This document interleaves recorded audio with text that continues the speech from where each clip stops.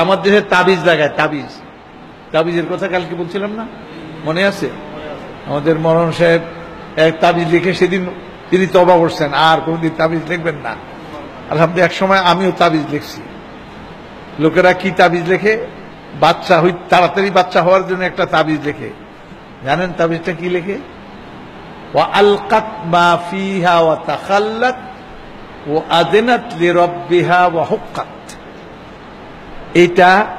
এই আয়াত লেখে, আয়াত দুটা। ওয়া আলকাত মা ফিহা ওয়া তাখাল্লাত, মানে পৃথিবী ঢেলে দিবে তার ভিতরে এবং খালি হয়ে যাবে। মানে ভিতরে যে মানুষগুলি লাশগুলি দাফন করা আছে, সিংহায় ফুক দিলে পৃথিবীটার কি করবে? খালি করে দিবে, যাও সব মানুষগুলি বের করে দিবে, তা খালি হয়ে যাবে। এখন মায়ের পেটের মধ্যে কি আছে? বাচ্চা আছে, তাড়াতাড়ি বাচ্চা কি হয়ে যাব? খালি হয়ে যাব। আলকাত মা ফিহা ওয়া তাখাল্লাত। এই আয়াতটা লেখা কোন রানে লেখে? দেখুন, প্রসূতির এই প্রথম ডান রানের মধ্যে, এরপরে কতক্ষণ পরে আবার বাম রানে, এরপরে যখনই বাচ্চা হয়ে যায় তাড়াতাড়ি খুলে ফেলতে হয়। কেন খুলতে হয়? তাবিজওয়ালারা কয় পেটের নাড়িগুড়ি সব বাড়ি আলকাত মা ফিহা ওয়া তাখাল্লাত, সব শেষ হয়ে যাবে, কাজেই তাড়াতাড়ি গুলো। এটাই যে আয়াত, এটা কোরআন শরীফের আয়াত লাগাইছে কোন জায়গায়? এবার আপনি বলেন, একটুখানি চিন্তা করেন, যেখানে ওমান ইউআযযিম শাআইরাল্লাহ, আল্লাহ পাকের শিআর, আর এই কোরআন শরীফের আয়াতুল শিআর, এটা তাজিম করবেন, এটারে আমি কি করলেন?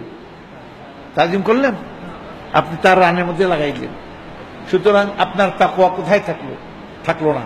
অতএব এই তাবিজের মাধ্যমে ইবনে মাসউদ, এটা মনে রাখুন, হযরত ইবনে মাসউদ তিনি বলেন, তাবিজ লেখা মুতলাকান, তাবিজ ঝুলানো হারাম। হারাম, কারণ নবী সাল্লাল্লাহু আলাইহি ওয়াসাল্লাম বলছেন,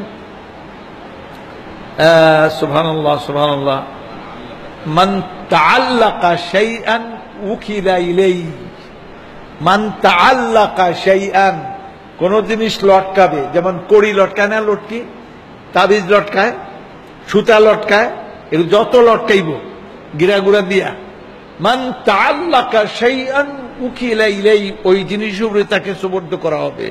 অথচ আলাল্লাহি ফালইয়াতাওয়াক্কালিল মুতাওয়াক্কিলুন, সুবর্দ কার উপরে রাখতে হবে? সুবর্দ করতে হবে কার উপরে? কিন্তু করতেছে আল্লাহকে, ওটার উপরে সুবর্দ করা হবে। তো ইবনে মাসউদ এই হাদিস থেকে বলেন, কোরআন শরীফের আয়াত দিয়ে হোক, মন্ত্র দিয়া হোক, যা দিয়ে হোক না কেন, কোন জিনিস ঝুলানো যাবে। নবী সাল্লাল্লাহু আলাইহি ওয়াসাল্লাম কোনদিন তাবিজ দেখেন নাই। কিন্তু ইবনে ওমর অথবা ইবনে আমর, এই আমি দুই কিতাবে দুই রকম দেখছি, দুইজনের নামই আব্দুল্লাহ। ওনারা বলেন যে কোরআন শরীফের আয়াত দিয়া অথবা সুন্নাহ হাদিসের দ্বারা যদি তাবিজ লেখে, এটা জায়েজ। কিন্তু ইবনে মাসউদ বলছেন কোন অবস্থা দিয়ে জায়েজ নাই, কারণ মান তাআল্লাকা শাইআন, যে কোনো জিনিসই হোক না কেন, এর আম কোরআন শরীফের আয়াত হোক আর না হোক, যে কোনো জিনিস লটকাবে, এটা হারাম, এটা লটকানো যাবে না। এরপরে তিনি বলেন, তবে এটা শিরক হবে না, এটা হারাম হবে। শিরক হবে কোন অবস্থা? যদি নকশা এর মধ্যে, তাবিজের মধ্যে কি থাকে? নকশা। নকশা মানে এটার উপরে আরোপ করা হয়েছে। কি আরোপ করা হয়েছে? মানে এটা ব্যাখ্যা করা যায় না, ব্যাখ্যা করা যায় না এমন জিনিস আরোপ করা হয়েছে, বোঝা যায় না, ব্যাখ্যাও করা যায় না। নকশা এক নম্বরে। দুই নম্বরে এই অঙ্ক, মানে 1 2 3 2। 3 নম্বরে মন্ত্র। 3 নম্বরে কি? যেমন চেহেল কাফ, কা কা কাফা কা, লেখে না কতগুলি, এটা মন্ত্র। এটা মকসুদুল মুমিনের মধ্যে আছে, এই সবগুলি শিরকের মধ্যে আছে। কথা বুঝতে পারছেন? এই যদি মন্ত্র হয় যার অর্থ বোঝা যায় না, আর যদি কি দিয়ে হয়, এই সংখ্যা দিয়ে হয়, আর যদি নকশা, যেমন গাছের মাছের ছবি, তাইলে এগুলি আহলে ইলমের কাছে ইজমাআন এটা শিরক।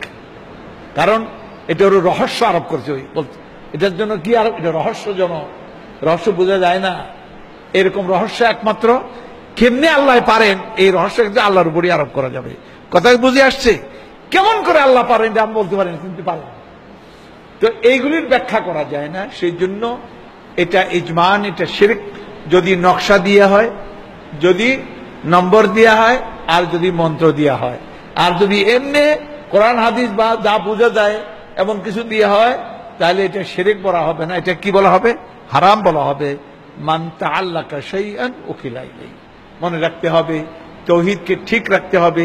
এইগুলির ধারে কাছেও যাবেন না, এইসব কিতাবের ধারে কাছেও যাবেন না। নাউযুবিল্লাহ মিন যালিক। আল্লাহ আমাদেরকে আপনাদেরকে হেফাজত করুন, আমিন।